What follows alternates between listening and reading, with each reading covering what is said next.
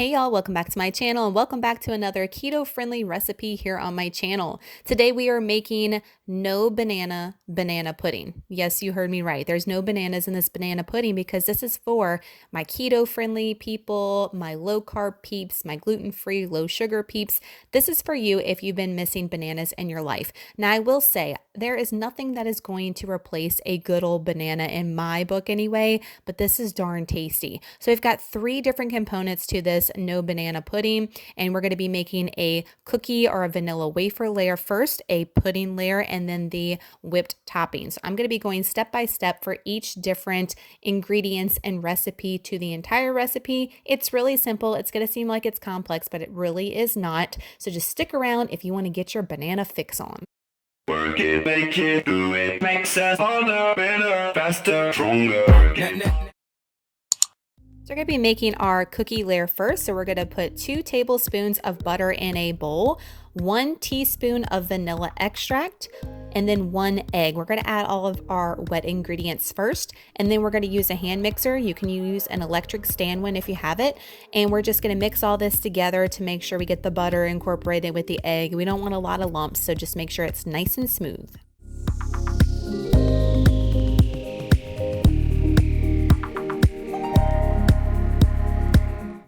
Then going in with the dry ingredients, I have half a cup of almond flour. I like to sift my almond flour, whether it's as finely sifted or not. I think it makes a big difference. And then we're going to go in with 1/4 of a cup of powdered erythritol or sweetener. I like to use Swerve. And then at 1 teaspoon of baking powder. Now going back to your powdered sugar, guys, you can use granular and grind it up in a coffee grinder or a blender, and it will turn into the powdered form if you don't have the powdered form. So if you have a ton of granular, don't go and buy any of the powdered kind, just make your own at home.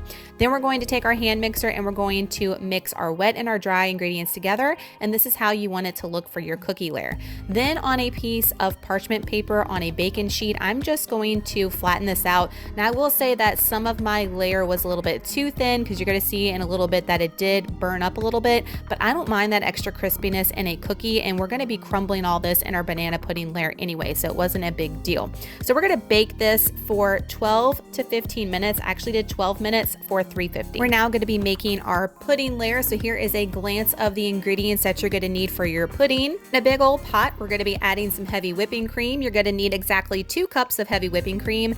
And I'm struggling in a second. You're going to see this girl, oh, she just didn't have enough there, but don't worry, we got reserves and boom, there we go. So we got it all, 2 cups. We're not leaving that heavy cream behind.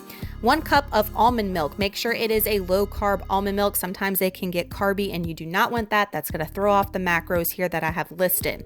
2 teaspoons of our vanilla extract. And then we're going to go in with our tablespoon of banana extract. Now, if you like a more bold banana flavor, you might want to go with more. If you have a taste where you find flavorings just a little bit too much alcohol like, you might want to cut back on a tablespoon. Now we're going to be adding our erythritol. Again, this is half a cup of powdered sugar substitute here.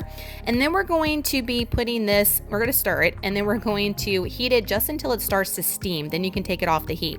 Now I've got 6 egg yolks in a separate bowl, and I'm going to be tempering my eggs. So what that means is if I just threw all these egg yolks in that hot milk mixture, I would have scrambled eggs on my hand, and that's definitely not a good look for our banana pudding. So I'm taking a little bit of the warm mixture, adding it to the yolk, stirring it, and then going back and forth until I've tempered the eggs to where they're warm enough where I can add the entire bowl and it's not going to end up with a hot mess of scrambled eggs. So here we go, we're dumping it all in. It's good to go for temperature now, and then we're going to stir this all up, and then we're going to cook it until it thickens. So in the next couple of frames, I'm going to show you me cooking it on medium-high heat and how we want it to look as far as having a good bubble, and as far as the color, you're going to see the color get darker, and that means it's actually getting thicker and it's getting to, see, where we go, getting to the consistency that we want. So when it starts to stick to the whisk, you know you're done.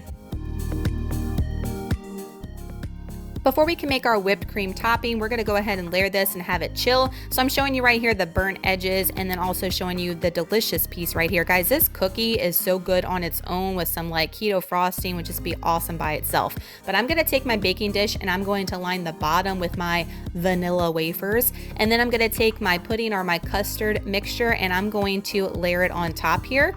And then we're just gonna keep layering and keep going. This is very similar to my original banana pudding recipe that I have in my cookbook with collaboration with Vanessa and Kiera. If y'all bought that, y'all might find this familiar. And they're also going to be posting videos today as well with keto recipes from that cookbook. So if you have that cookbook, guys, bust it out. You can make anything keto. I'll have it linked down below if you're interested. It's not a keto cookbook, but you can convert anything into keto. So we're popping this in the fridge for at least 2 hours. Now I'm going to be making my heavy whipping cream topping. So the ingredients you're going to need for this are half a cup of heavy cream, and then we're going to be putting some more of our powdered sugar substitute, 1/4 of a cup.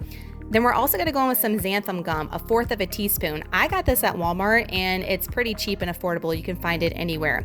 1 teaspoon of vanilla extract, and then we're going to be going in with some banana extract for the topping. Now you can leave this out if it's a little bit too much banana-y for you, but I'm going in with 1 teaspoon of banana extract.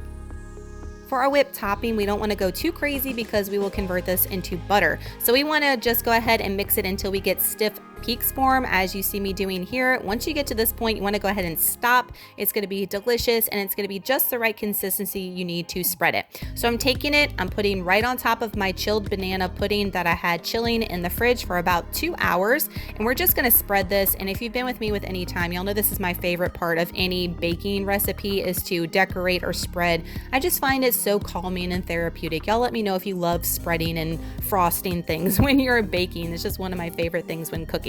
And then I'm going to go ahead and take that excess of the cookie that I saved as my topping. Always, even with my pre-keto days, I love putting the vanilla wafers on top. I just think it adds really great presentation and it just tastes darn good as well.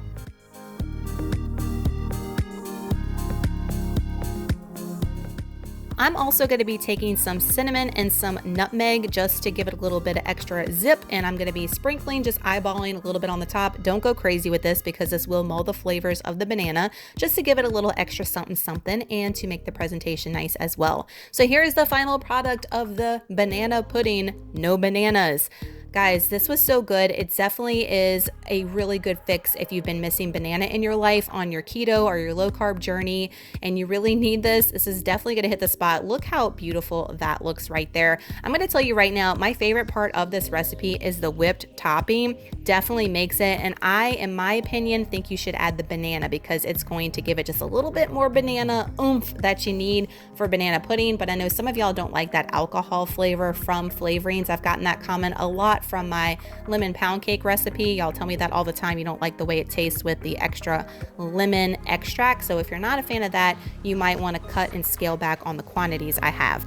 As far as macros, guys, for each slice, as you're going to see me show you, this pan made 6 servings. So for 6 servings, it's going to be for each serving 39 grams of fat, 376 calories, 9 grams of protein, and 0.66, so I rounded it up to 1 net carb for each serving. And this is a huge serving, I must say. So if you wanted to cut my servings in half, that's going to be even less. Okay, so I know some of y'all don't like that much fat or that much calories. You can definitely scale it back, but I thought this was a great portion size and it's delicious and it is so spot on for the macros for keto especially.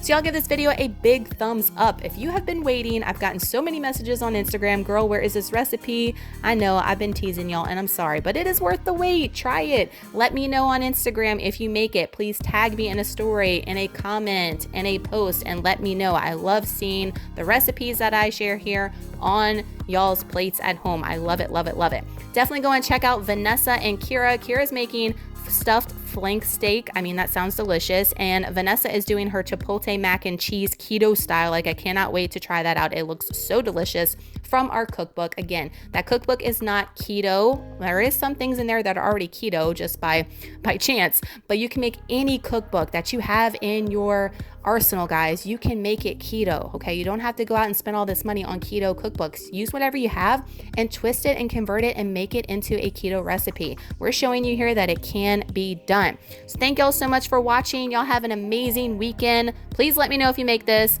and I will see y'all in the next video. Bye, y'all.